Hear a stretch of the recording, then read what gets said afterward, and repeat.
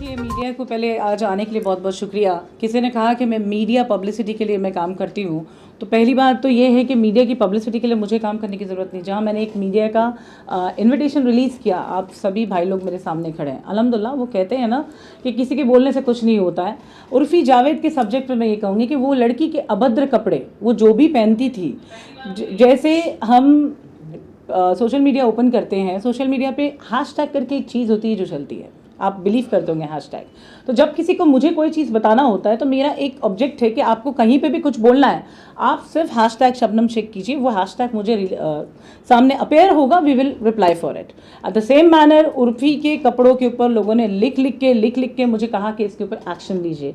ये हमारे देश की संस्कृति का मजाक उड़ा रही है, ये हमारे मुंबई शहर का मजाक उड़ा रही है कि मुंबई में लोग दूर दराज हिंदुस्तान के कोने कोने से लोग आते हैं अपने सपने साकार करने के लिए। मुंबई माया नगरी, नो डाउट। आप मुंबई आइए, आप हिंदुस्तान के किसी भी कोने से आ रहे हैं, आपको अपना काम दिखा के आपको काम हासिल करना है, आपको बॉडी ऑन रोड। मेरा ऑब्जेक्शन था उर्फ़ी जावेद से कि तुम जो अभद्र कपड़े पहन के रोड पे आती हुई, इससे मुझे ऑब्जेक्शन है। अगर तुम्हें कुछ करना है तुम अपना स्टूडियो बुक करो और वहाँ जाके आप करो whatever kind of model you are. लेकिन उसने मेरे जो ऑब्जेक्शन के ऊपर उसने सीधा उठ के मुझे गालियों से नवाजा।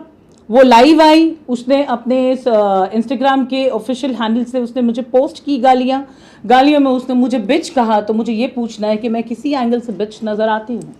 मेरा सरकार से प्रश्न है, मेरा आवाम से प्रश्न है। उसने कहा कि मैंने उसे एक कॉल किया था उसकी हेल्प करने के लिए। क्या उसके पास ऐसा कोई कॉल है? तो है, तो पिछले 25 दिन से उसने ऐसी कोई कॉल रिकॉर्डिंग क्यों नहीं रिलीज़ की? एक्चुअली ये लड़की जो काम करती है, उसके काम करने का तरीका आप सब लोग जानते हैं। लोग मीडिया को भी बुरा बोलते हैं कि मीडिया उसको कवर क्यों करती है। मीडिया का काम क्या होता है? जो सही हो, गलत हो, सच हो, झूठ हो, जो सामने दिख रहा है उसको कवर करे, दैट्स कॉल्ड मीडिया। मीडिया हकीकत बयान करती है। मीडिया का मतलब ये होता है। मीडिया को लोग गालियां दे रहे हैं कि वो उर्फ़ी को कवर क्यों करते हैं। भाई, कोई अच्छे कपड़े पहन के निकलेगी लड़की, अच्छे कपड़े पहन के निकलेगा लड़का, उसको कवर किया जाता है। कोई कपड़े नहीं पहन के निकलता शहर में, उस लिए भी मीडिया कवर करती है। तो मीडिया को ऑब्जेक्शनली रिमार्क करना जनता की तरफ से मेरे हिसाब से एक बात है कि गलत है। जहां तक मैंने कहा कि वो एयरपोर्ट पे पहुंचती है, जहां पे ना उसका डिपार्चर है ना उसका अराइवल है, वो उधर जाके एक रोड शो करती है। तो क्या वो रोड शो करने की गवर्नमेंट ने उसको परमिशन दी? वो हर जगह उतर के वो शो करती है, भले उसका शो 5 मिनट का हो, 25 मिनट का हो, जितना भी उनका टाइम पास वो उधर रोड पे चलता है एयरपोर्ट के प्रीमाइसेस पे। क्या उसने लीगल परमिशन आज तक ली है? उर्फ़ी, अभी तक तो मैंने शुरू किया है, तूने मुझे बिच शब्द से नवाजा है। मुझे कॉल्स आ गए हैं कि मैं इसे माफ़ कर दूँ, ये मिलना चाहती है, माफ़ी मांगना चाहती है। इन कॉल्स से मुझे कोई लेना देना नहीं। मैं सिर्फ इतना जानती हूँ, जिस तरीके से तूने मुझे गाली दी, मैंने तुझे कपड़े पहनने बोला था मेरी माँ, मैंने तेरे को नंगा घूमने नहीं बोला था कि तुझे मैंने डिफेम कर दिया। तूने मुझे जिस तरीके से डिफेम किया, तूने मेरा अरेस्ट होता हुआ वीडियो, जो कि एक झूठे केस में अरेस्ट किया हुआ, अगर वो केस जेन्युइन होते तो शायद मैं अब तक कन्विक्ट हो जाती, लेकिन वो केस जेन्युइन नहीं है। उसके लिए सरकार काम पे लगी हुई है, the work is going on. ऐसी कोई चीज़ नहीं है जो पुलिस स्टेशन में बैठ के तय होती है कि सही या गलत है। हर चीज़ जो पुलिस स्टेशन में बनती है, यानी कि मैं बात कर रही हूँ कंप्लेंट्स की, वो सही है गलत है, उसका फैसला बाकायदा कोर्ट करती। कोर्ट ने अभी तक किसी को अनुमति नहीं दी है कि वो कहीं और बैठ के उसका फैसला करे। इस लड़की ने जो मुझे डिफेम किया, उसके अगेंस्ट में मैंने डिफेमेशन का केस फाइल किया। मैंने जब बांद्रा पुलिस स्टेशन में पहुंची एफआईआर के लिए, तो सीनियर पीआई ने मुझसे पूछा कि मैम आपके पास इसका नंबर, एड्रेस वगैरह कुछ है? तो आई सेड मेरे पास कुछ नहीं है। तो उन्होंने कहा कि तो फिर ये पूरा मैटर साइबर क्राइम को जाता है, the matter has put it to the cyber crime as well. जिस तरीके की उसने थ्रेटनिंग दी, वो मैसेज बताना मुझे। क्या पहले तो आपको स्टोरीज के द्वारा अब तक कुछ आपको टारगेट किया जा रहा था, बट अभी जो चीज एविडेंस आपने हमको दिखाया, उन्होंने अपने वेरीफाइड अकाउंट से आपको मैसेज किया, तो क्या मैसेज किया आपको? वो मैसेज ये है, मुझसे पंगा मत ले, मैं तुझे जिंदा खा जाऊंगी। ये उसका वेरीफाइड अकाउंट है। मैं तुझे जिंदा खा जाऊंगी, मेरे बॉडीगार्ड साथ में होते हैं, मैं तेरा ये कर लूँगी, मैं तेरा वो कर लूँगी, मेरे पास तेरी कॉल रिकॉर्डिंग है, मेरे पास तेरे वीडियोज़ है, और वो मुझे ज़िंदा कैसे खाएगी मुझे वो देखना। उसने एक इतनी गंदी लाइन लिखी है, उसने लिखा है कि वो खड़े खड़े मेरा पेशाब निकाल देगी। तो उर्फ़ी जावेद, मुझे जानना है कि मेरा खड़े खड़े पेशाब आप कैसे निकालोगी। I just wanted to see that. मुझे ब्लड प्रेशर की प्रॉब्लम नहीं थी। जब से इस लड़की का वो लाइव वीडियो और ये मैसेजेस पढ़े हैं, मेरी तबीयत ख़राब हो गई है। ये सारी चीज़ें हमारे जोनल डीसीपी जोन 9 को दी गई हैं। रिटर्न में दी गई है, यहाँ तक का उसको मैंने पर्सनल डीसी साहब को व्हाट्सएप करके सारी चीज़ों की अपडेट दी कि ये लड़की मुझे कितना थ्रेटेंड कर रही है। अगर ये लड़की का कैरेक्टर मैं बताऊं, मैं किसी का कैरेक्टर असैसिनेशन नहीं करने बैठी जिस तरह उसने मेरा किया। अगर वो मेरा कैरेक्टर असैसिनेशन कर रही तो कोर्ट में सारे प्रूफ्स लेकर आए और साबित करे कि मैं किसी एंगल से गलत हूं। ये लड़की का कैरेक्टर ये है, इसको किसी के खिलाफ बोलने के लिए पैसे मिलते हैं। ये एक्चुअली एक्सटॉर्शनिस्ट का काम कर रही है। जो भी जिस किस्म की भी ये मॉडल है, थाईलैंड में जाके किस किस्म की शो करती है, उसको अब तक के जितनी सोसाइटी से निकाला गया है, सोसाइटी ने ये बोल के निकाला है सोसाइटी का एनवायरनमेंट खराब कर रही है लड़की। क्योंकि सोसाइटी में औरतें भी रहती हैं, बच्चे भी रहते हैं, बूढ़े भी रहते हैं। वो कहती है कि मैं अल्लाह को नहीं मानती, वो कहती है मैं इस्लाम को नहीं मानती, मैं इस्लाम को बिलोंग नहीं करती। जब वो बिलोंग नहीं करती, वो अपना नाम बदल ले, वो अपने आप को इस्लाम से खुद ब खुद बाहर निकाल ले। और उसने कहा कि मैं उसके खिलाफ फतवा जारी करूं, मेरे पास इतना टाइम नहीं है। मैं जो बात करती हूँ वो सारी की सारी बातें मेरी लीगल होती। उसने कहा उसके किसी फेक अकाउंट से पोस्ट हुआ कि इसने बिग बॉस के केस में भी ऐसी किया था। मैं आज बिग बॉस के केस पे एक छोटी सी रोशनी डालती हूँ। जिस भी कंटेस्टेंट ने 2017 बिग बॉस के कंटेस्टेंट ने मुझे कंप्लेंट दी थी कि सलमान खान ने उसको अब्यूज़ किया, उसने उसको जो इमोशनल अटायर फील हुआ, उसने उसके बेस पे अपने आप को ख़त्म करने की कोशिश की। मैंने उसका कंप्लेंट फाइल किया। अब उसकी एमएलसी चाहिए थी। आप भी जानते हैं मीडिया वाले कि कोई भी एफआईआर बनाने के लिए एमएलसी चाहिए। जब मैं लोनावला पहुंची पुलिस स्टेशन, वहां जाके मुझे पता चलता है कि there is no MLC done, because बंदे ने कोई सुसाइड अटैम्प्ट नहीं किया था। जब मैं किसी फरियादी का, आप यहाँ पर आए हैं, यहाँ पर आप दिन में कोई भी टाइम पे आइए, मंडे टू सैटरडे, आपको यहाँ पे हज़ारों लोग रोज़ आते हुए मिलेंगे।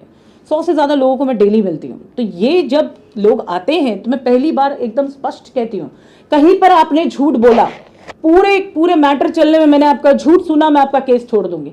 उसी तरह बिग बॉस के उस कंटेस्टेंट का केस मैंने लीगली टर्मिनेट किया। उसका सबमिशन मेरे पास फाइल है जो मैंने खुद खार पुलिस स्टेशन को दिया था। ठीक है, तो कोई मेरे ऊपर रिमार्क उठाना, और उसने क्या लिखा कि मैं उसे आके माफ़ी मांगूंगी, जूते मेरे नीचे हैं माय फुट, सुन ले जितने की भी तू होगी। तूने क्या लिखा मुझे? मैं ना कोई गरीब हूँ, ना मैं कोई बेचारी हूँ, ना मैं तुझे गरीब समझ रही हूँ, ना मैं तुझे बेचारी समझ रही हूँ। तूने जितना मुझे बदनाम करना था, जितनी मेरी बदनामी करनी थी तूने की। अब बाकी का फैसला कोर्ट करे। क्या आपको लगता है आप इसको उर्फी जैसे को आपके पीछे कुछ एक साजिश रचाने के लिए किसी ने हायर किया, क्या लग रहा है? बिल्कुल, मुझे ऐसा लगता है कि इस लड़की को किसी ने बाकायदा पैसे दे के, कॉन्ट्रैक्ट दे के खड़ा किया है जो ये बोल रही है। अगर उसकी बातों में इतनी भी सच्चाई होती, मैंने मेरे ऑलमोस्ट अभी 14 दिसंबर को हेल्प केयर फाउंडेशन 18 साल पूरा करेगा। जब मैं 18 साल की थी मैंने तब शुरू किया, अब हेल्प केयर 18 साल पूरा करेगा। तो अल्हम्दुलिल्लाह इन 18 सालों में मुझे कोई मेरी चूकी बताने या कोई मेरा कॉलर पकड़ के मुझसे सवाल करने की जरूरत नहीं कर पाया। जब मुझे पुलिस ने इलीगली फेक केसेस में डिटेन किया, कोर्ट पहुंचे, कोर्ट से उन्होंने पीसी मांगी। सुनिए आप लोग सब मेरी बात, कोर्ट से उन्होंने पीसी मांगी इन्वेस्टिगेशन के लिए। पीसी मांगी, पीसी में एक सवाल नहीं, पुलिस कस्टडी में एक सवाल नहीं। एक पुलिस वाले ने इस तरह मुझसे उंगली लगा के बात नहीं की। सल्यूट करती हूँ मैं मुंबई पुलिस को। उन्होंने दबाव में आके जो भी केस बनाए वो सिर्फ पॉलिटिकल प्रेशर था। क्यों? मेरा लास्ट प्रेस कॉन्फ्रेंस और आज की प्रेस कॉन्फ्रेंस के बीच का मैं आपको डिस्टेंस बताती हूँ। लास्ट प्रेस कॉन्फ्रेंस मेरी हुई थी 15 फरवरी 2019, जिस दिन मैंने अनाउंस किया कि मैं इंडिपेंडेंट मेंबर ऑफ पार्लियामेंट का नॉमिनेशन फिल करूंगी और मैं अपक्ष लड़ने वाली हूँ। 15 फरवरी 2019 को मैंने ये बोला और 28 फरवरी 2019 यानी 13 दिन के अंदर इतनी खूबसूरती से मुझे ट्रैप किया गया। सीधा मुझे क्रिमिनल साबित करने की कोशिश की गई। लेकिन कोशिश देखो क्या हुई, कोर्ट ने पीसी दी। पीसी में इन्होंने कुछ नहीं जमा कर पाए। इनके पास कुछ होगा तो जमा करेंगे। इन्होंने पीसी में कुछ जमा नहीं कर पाए। पीसी से जेसी हुई, this is the protocol of our law. JC हुए, जेसी से बेल हुई। कुछ दिनों में दोनों बार के अरेस्ट में। मेंबर ऑफ पार्लियामेंट का इलेक्शन लड़ूंगी कहा था तो अरेस्ट हुई। एमएलए में मुझे इंटरेस्ट नहीं था, शायद एमएलए को इतना डर था मेरे से कि एमएलए में भी ट्रैप कर लिया गया और उसमें भी अरेस्ट किया गया। हुआ क्या, कोर्ट में केसेस के ट्रायल खड़े चलने दो, मैं खुद खड़े होकर केस लड़ूंगी। तो ये जो भी षड्यंत्र है, इस लड़की को जितने पैसे मिले होंगे या जो भी इसको बोलते हैं ना कॉन्ट्रैक्ट मिला होगा मुझे बदनाम करने का, ये कर रही है। इसने वीडियो शेयर किए मेरे, इसने बहुत कुछ शेयर किया ये साबित करते हुए कि I am doing something wrong. तो कितने केस आपको पहुंची? सर मैं आपको मेरी तकलीफ़ का बयान करती हूँ। मैंने जब ये तकलीफ़ बेयर की वो 5 तारीख थी नवंबर की। मैं मेडिकल पहले कराने पहुँची। पहले दिन तो मुझे जब मैंने देखा मेरी तबीयत बहुत ख़राब हो गई क्योंकि मैं डेंटिस्ट के पास थी, मुझे एनेस्थेसिया लगा हुआ था, मेरा रूट कनाल ट्रीटमेंट चालू था and I saw that video. मुझे लोगों ने शेयर किया, छोटे छोटे बच्चे शेयर कर रहे हैं, आपा देखो लड़की आपको गाली दे रही है। और वो एक नहीं, मेरे को हज़ारों मैसेजेस है। ये लड़की के खिलाफ जो मैंने लीगल एक्शन लिया, वुमेन मॉडेस्टी का जो पहला केस फाइल किया 1 नवंबर, वो मैंने director general of Maharashtra state, Mumbai police commissioner, governor of Maharashtra and chief minister of Maharashtra को फाइल किया कि ये लड़की इस शहर में आके इस तरह के कपड़े पहन के जनरेशन को क्या दिखाना चाहती है कि आपको सेलिब्रिटी बनना है, आपको बॉलीवुड में फिल्म इंडस्ट्री में काम करना है या आपको पैसे कमाना है, तो आप ऐसी चीज़ें करो, आप इस तरीके की चीज़ें करो, आप बॉडी के पार्ट्स को ढको मत। आप ये बताइए कि आप बॉडी के पार्ट्स को किस तरीके से प्रदर्शन कर सकते हैं, ये करो, आप पैसा कमा लोगे, आप नाम कमा लोगे, बॉलीवुड में एंट्री पा लोगे। तो क्या बॉलीवुड इतनी बदनाम है? बॉलीवुड में इस तरीके से काम मिलता है? मेरा खुद का करियर 18 साल का हो गया है। मेरे 18 साल के करियर में मैंने बहुत सी मॉडल्स हीरोइनों को देखा जिन्होंने आके ऐसे काम किए, 4 दिन की चांदनी फिर काली रात है। सुनील पाल ने खुद अगले दिन मुझे थैंक्स करता हुआ वीडियो डाला, उन्होंने ये बात को मेंशन किया, ये सिर्फ 4 दिन की चांदनी है, ये कुछ नहीं बन पाते। ये अभी फ़िलहाल जो पैसे कमाने के लिए जिसका खुद का कैरेक्टर अच्छा होगा वो सामने वाले को अच्छा बोलेगा। मैं हमेशा कहती हूँ, आप अपने साथीदारों की, अपने दोस्तों की जितनी रिस्पेक्ट किसी के सामने करोगे उतनी ही रिस्पेक्ट आप पाओगे मार्केट में। आप अपने साथ वालों की रिस्पेक्ट करके आप अपने सामने किसी को डिसरिस्पेक्शन से, without any evidence, without any claim उसको बुरा बोलोगे तो आप अपना कैरेक्टर असैसिनेशन कर रहे हो। तो मुझे गलत बोल के बहुत लोगों ने मुझे मैसेज किए, कॉल किए, यहाँ तक उर्फी के खिलाफ मेरे पास रिटर्न में इतनी सारी कंप्लेंट है। जब मैंने सीनियर पीए को बोला कि मेरी तबीयत इतनी ख़राब है, मेडिकल रिपोर्ट उनको दिया जिसमें मेरा ब्लड प्रेशर, क्योंकि मुझे सीजर अटैक आ गया, मुझे एंजाइटीज़ है सीजर्स की, तो एनेस्थेसिया के बाद सेम डे 5 तारीख को मुझे सीजर अटैक आ गया। जैसे तैसे मैंने हेल्थ को रिकवर किया और 6 तारीख जब मैं मेडिकल कराने पहुंची तो मैं BP वॉज 210/100। डॉक्टर ने मुझे बाबा हॉस्पिटल में बिठा दिया, बोले मैम बैठो आप पहले। उन्होंने MLC करके जब दिया, जब मैं बांद्रा पुलिस स्टेशन पहुंची हूँ, सीनियर पे बोलते हैं कि मुझे ऊपर से ऑर्डर लाना पड़ेगा। तो मैंने उनको उठते उठते एक बात बोली, भाऊ आप मुझे अभी पुलिस वैन में लेके बांद्रा बाबा हॉस्पिटल लेके चलिए और मेरा मेडिकल करा के देखिए मेरी हालत क्या है। I was not able to talk, still I am not well. इस लड़की के वजह से पिछले 26 दिन से जो मेरी तबीयत खराब है, जो मेरी हालत है, इसकी जिम्मेदारी ये लड़की है। मैंने सीनियर PI देवरे साहब को ये कहा, मैंने बोला भाऊ ये मैं आपको 4 ऑफिसर और मेरे 2 स्टाफ के सामने बोल रही हूँ, इन लोगों को विटनेस करते हुए, मुझे कुछ होता है तो उसकी रिस्पॉन्सिबल उर्फी जावेद होगी। तो ऑफिसर ने रिप्लाई में मुझे मुंडी हिलाते बोला, yes madam I accept. Senior PI का जवाब है आई एक्सेप्ट। मुझे कुछ होता है, मैंने सीनियर PI को कहा था कि उसकी जिम्मेदारी लड़की होगी, बिकॉज इतनी ह्यूमिलेशन, इतनी गंदगी मैं बर्दाश्त नहीं कर सकती हूँ। एक क्रांतिकारी जो होता है वो क्रांतिकारी हमेशा सत्य पे लड़ता है। मैं सत्य पे लड़ते हुए आई हूँ। अगर ऊपर वाले ने लिखा होगा MLA MP चीफ मिनिस्टर या प्राइम मिनिस्टर बनना, तो तकदीर का बना लिखा हुआ वो कोई नहीं बदल सकता। हाँ, काम तो मैं तब तक करूँगी कि मैं जब उस ऊंचाई तक ना मैं पहुँच जाऊँ कि जहाँ पर मैं मेरे देश में पैदा होने वाली हर लड़की, हर बेटी को वो रिस्पेक्ट, वो इज्जत दिला दूँ। जब तक काम करूँगी। और अगर कोई कोशिश कर सकता है मुझसे लड़ने की, मुझे हराने की, तो एक बात मैं मेरे जो भी चाहने वाले दुश्मन होंगे मैं उनको बता दूँ, तुम लड़ लो मुझसे जितना लड़ना है। याद रखना मेरी हार तब तक नहीं होगी जब तक मेरी सांसें चल रही है। जब तक जिंदा हूँ मैं लड़ती रहूँगी और तुम मुझे तब तक नहीं हरा सकते जब तक मैं जिंदा हूँ। तो अगली बार जब कोशिश करना तो कुछ बड़ी करना। देखिए, जैसे आप मेरे भाई है, वो भी भाई है, वो हिंदुस्तानी भाऊ है, वो सबका भाई है। मैं उसको जब से जानती थी जब वो हमारा भाई था, उसके बाद में हिंदुस्तानी भाव बना, अल्लाह उसको और तरक्की दे।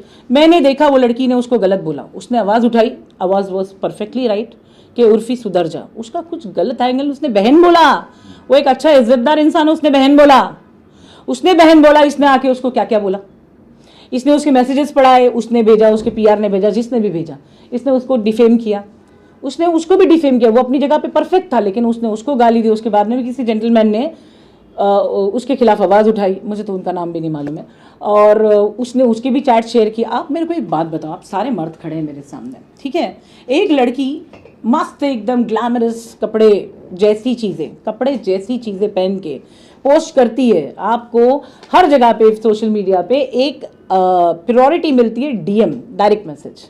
Where you can communicate with the person. मुझे भी डायरेक्ट मैसेज रोज़ हज़ारों मैसेज आते हैं, मैं जवाब नहीं देती हूँ। आपने उस आदमी को जवाब दिया, आप, मैं उर्फी जावेद को बोल रही हूँ, आपने, क्या नाम है वो बंदे का, मेरे को नाम बताओ, वो सर का जिन्होंने पोस्ट किया, उसने उसको जवाब दिया, इनका और उनका जो भी, वो फैंस ने भेजा है मुझे, उनका जो भी कम्युनिकेशन था, वो चाहे सेक्सुअल लाइफ के ऊपर था, पर्सनल लाइफ के ऊपर था, फ्रेंडशिप के ऊपर था, रिलेशन के ऊपर था। जब तक मैं शबनम शेख मेरा हाथ किसी को इस तरह पकड़ने नहीं दूंगी, मेरा हाथ कोई नहीं पकड़ेगा। तो उर्फी जावेद ने बताया, अपने से आधी उम्र की लड़की से आप पर्सनलाइज टॉक कर रहे हो। अरे जब तुमने उसको हाथ पकड़ने दिया तभी तो टॉक कर रहा है, वो क्यों तुमको अपने घर की प्रॉब्लम बता रहा है? अब उसको भी बदनाम करने के लिए इसने कहीं ना कहीं पैसे लिए ही होंगे। इसके पास बहुत पैसा है, इसने मुझे लिख के भेजा है। फिर मुझे ऐसा लगा, पहला जब मैंने मेरा अभी लास्ट वीडियो रिलीज़ किया था against to her, claiming that कि मैं डिफेमेशन का केस फाइल कर रहा हूँ, तो इस लड़की को मैंने साफ साफ बोला था कि मैं डिफेमेशन का केस, फिर भी उसके मैसेज आना बंद नहीं हुए। उसने अपनी करतूत बंद नहीं की, उसने मुझे आंटी बोला। For your kind information Urfi Javed, legends है ना, लेजेंड्स एक दिन में नहीं बनता लेजेंड। जा जाके ना पत्रकारों से नहीं, मुंबई में जहाँ तू जिसके आसपास रह रही है ना, उधर जाके पूछ मैं कौन हूँ। और मेरी इन्फॉर्मेशन अगर बहुत अच्छी तरीके से किसी को जाननी होगी ना, तो अपने नज़दीकी पुलिस स्टेशन जाना, वहाँ जाके मेरा बारे में पूछताछ करना। जो नहीं जानते होंगे ना ऑफिसर, वो भी 10 मिनट में मेरी इंक्वायरी निकाल के तुमको बता देंगे मैं कौन हूँ। अच्छा, ये सब चीज को लेके जितनी घटना हुई आपके जी घर में, जी, अब लास्ट मोमेंट क्या है इसका, क्या अंत क्या है इसका? देखिए केस बताओ, ये केस फाइल है, 2 करोड़ रुपया उसने अनकंडीशनली अपोलोजाइज के साथ में उसने 2 करोड़ रुपये 15 दिन के अंदर पे करना है। जितने एविडेंस और जितने प्रूफ्स ऑफ गाली गुलज and all whatever she trying to prove me, तो वो सब कुछ आके वो कोर्ट में जवाब दे। और जैसे उसने बताया उसके पास बहुत पैसा, ना कोई गरीब है ना कोई बेचारी है, तो मैं कोर्ट से निवेदन करूँगी कि उसको ऊपर बिल्कुल रियायत ना बरता जाए। उसने ये जो पूरा महीना मेरा इतना खून जलाया, मेरी इतनी तबीयत ख़राब की, मुझे इतना बदनाम किया, और कहती है कि मुझे पब्लिसिटी की ज़रूरत है। मैं आज आप लोगों को एक बात बताती हूँ, यूट्यूब पे 2 चैनल चलते हैं, शबनम शेख और शबनम शेख ऑफिशियल, जो ना मेरा चैनल है ना वो चीज़ें मुझे बिलोंग करती हैं। उसमें सब्सक्राइबर देखिए, उसमें व्यूज़ देखिए, चेहरा मेरा है, नाम मेरा है, और कमा कोई और रहा है। पब्लिसिटी की बात करता है कोई या कमाने की बात करता है, तो उतनी नौबत नहीं आई है। मैं गरीबों की संस्था चलाती हूँ, गरीबों के लिए काम करती हूँ। गरीबों के लिए काम करते करते ना, जब क्या होता है किसी बेचारी लड़की का मैटर आता है ना, तो उसका जो पति रहता है वो कहीं ना कहीं से पैसे वाला निकलता है, तो भाई, डॉन, पुलिस वाले, नेता लोग, एमपीज, एमएलए फ़ोन करते हैं, ये अपना वाला है, शबनम मैडम ज़रा बगुन गया। अरे कहाँ बगुन गया बाबा, लड़की का कंप्लेंट है, लड़की अगर बोलती है मुझे कंप्लेंट नहीं करना, मुझे ऑब्जेक्शन नहीं है, मुझे ऐसी भी धमकी आती है कि हम लड़की को ठोक देंगे, तो फिर वो लड़की के आगे ये माँ खड़ी है। कोई भी कंप्लेनर जिसका केस मैं लड़ती हूँ, चाहे वो मर्द हो या औरत हो, उसके लिए बड़ी बहन भी हूँ मैं, उसके लिए माँ भी हूँ मैं। तो मैंने ऐसे बहुत सारी चीज़ें देखी है। गरीबों के लिए काम करने पे क्या होता है ना, हमेशा गरीब तबके को दबाया जाता है। मेरा कंसर्न, मेरी आवाज़, मेरा तरीका काम करने का सिर्फ एक ही चीज़ को साबित करता है, कानून सबके लिए बराबर है। इस देश का कानून बाबा साहब अम्बेडकर ने लिखा, और उन्होंने संविधान लिखते वक्त कहीं पे कोई पार्शियलिटी नहीं की। मैंने कल भी अपने लाइव वीडियो में कहा कि बाबा साहब अम्बेडकर का संविधान लिखा हुआ, उन्होंने जो दलित समाज था उसको ऊपर लाते हुए क्या बताया, ठेकेदार की औरतें पूरे कपड़े पहन सकती जैसे हम पहन रहे हैं, तो दलित जमात को पूरे कपड़े, उनका ऊपर का तन ढकने की परमिशन नहीं थी।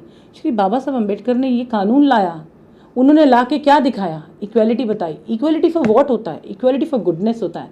अगर आप नेगेटिव कैरेक्टर हो और आप चाहते हो कि आपकी जैसा नेगेटिव कैरेक्टर पूरा देश बने, तो तुम्हारा मतलब ये है कि स्कूल और कॉलेजेस में टीचर्स बुराई सिखाना शुरू करें, सब्जेक्ट में बुरी बातें हैं। मैं आज आप लोगों से एक बात शेयर करती हूँ, मैंने अब तक का इलेक्शन ID कार्ड नहीं बनाया, मैं आज भी बता रही हूँ, कल इंशाल्लाह मैं अप्लाई करूँगी, क्योंकि मेरा ये उस प्रेस कॉन्फ्रेंस के बाद में, ये मेरा प्रेस कॉन्फ्रेंस, पहला प्रेस कॉन्फ्रेंस 3 साल बाद, अब फाइनली मैं मेरा इलेक्शन ID कार्ड बनाऊंगी, मैं वोट भी दूंगी कॉरपोरेशन के इलेक्शन में। मैं हमारे प्रधानमंत्री श्री नरेंद्र मोदी से बहुत ज़्यादा प्रभावित हूँ। रीज़न बताती हूँ, देयर आर 2-3 रीजन्स। लोग समझते हैं कि मुसलमानों की नरेंद्र मोदी की तारीफ़ क्यों कर रही है। मैंने 2018 में भी बोला, 2019 में बोला, जब ट्रिपल तलाक बैंड हुआ, सेकेंड मैरिजेस बैंड हुई, मुस्लिम औरतें जो पुलिस स्टेशन में जाके गालियाँ सुनती थी, तुम्हारी कास्ट में ऐसी होता है, जाओ सिविल मैटर कोर्ट जाओ, शादी कर लिया दूसरी, हाँ तुम्हारी जमात में चलता है। कम से कम अब पुलिस वाले वो तो नहीं बोल सकते हैं कि तुम्हारी जमात में वो चलता है। कोई सेकंड मैरिज नहीं चलती, कोई 4 शादियां जायज़ नहीं है, पति ने अगर मुंह पे तलाक बोला तो उसके पर FIR है।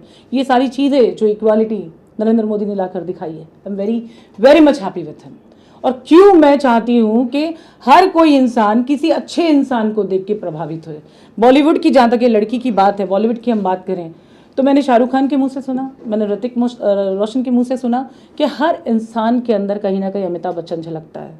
एक्टिंग की बात हम करें, उनके कैरेक्टर की बात करें तो उस आदमी को देख लो कितने साल के हो गए हों और आज तक क्या काम कर रहे हैं। तो अच्छा ही है, आज भी इज्जत देगी, मरते दम तक इज्जत देगी। तुम बुरा करोगे 4 दिन पैसे कमा लोगे, 4 दिन कमाओगे बुराई से, बहुत अच्छी तरह कमाओगे, आगे ज़िंदगी में उसका जवाब मिलेगा तुम्हें। अच्छा, शायद उनके पास कपड़े ना हो तो कहीं भाई मैं एक कपड़े वाले की बेटी हूँ, ठीक है। हमारे वालिद साहब की कपड़े की फैक्ट्री अभी अब्बा के गुजरने के बाद से रेंट पे दे दी है, कोई चलाने वाला नहीं था इसलिए। मुझे बोल देती मैं ट्रक भर के कपड़े भेजती, ट्रक भर के भेज देती। उसने मुझे गाली देने के बदले, अपना प्रभाव जताने के बदले उसने नम्रता से बात की होती है। देखो, कोई भी इंसान जब तक मुझे पर्सनल लेवल पे नहीं मिलेगा वो मुझे नहीं जान सकता। तुमने ऐसी जजमेंट दे दिया, तुम्हारे पास मेरी सचमुच की हेल्प करने वाली कॉल रिकॉर्डिंग है, तो मैं अभी भी मीडिया को बोल रही हूँ, उसको बोलो वो रिलीज करे। मैं तो सुनना चाहती हूँ कि इन 18 सालों में मैंने आज तक किसी को सामने से फ़ोन करके ये नहीं बोला है भाई इधर तेरी मदद करो। अरे भाई मेरे पास टाइम नहीं है। आप इधर एक जनरल कॉल करके अपॉइंटमेंट लो, आपको मालूम पड़ेगा अपॉइंटमेंट वेटिंग में कितने दिन का मिलेगा। आप समझ रहे हैं, ये कोई माहिम का हलवा नहीं है जो मुंह में रखा और पेट में अंदर चला गया। ये शबनम शेख का दरबार है, यहाँ सिर्फ सच की बात होती है और सही की बात होती है। और जहाँ तक मिलने मिलाने की बात है तो अपॉइंटमेंट लो और आओ, और या तो फिर उतना कुछ काम करके बताओ कि मैं तुमसे मिलने निकलूँ, बस। चलिए, थैंक यू।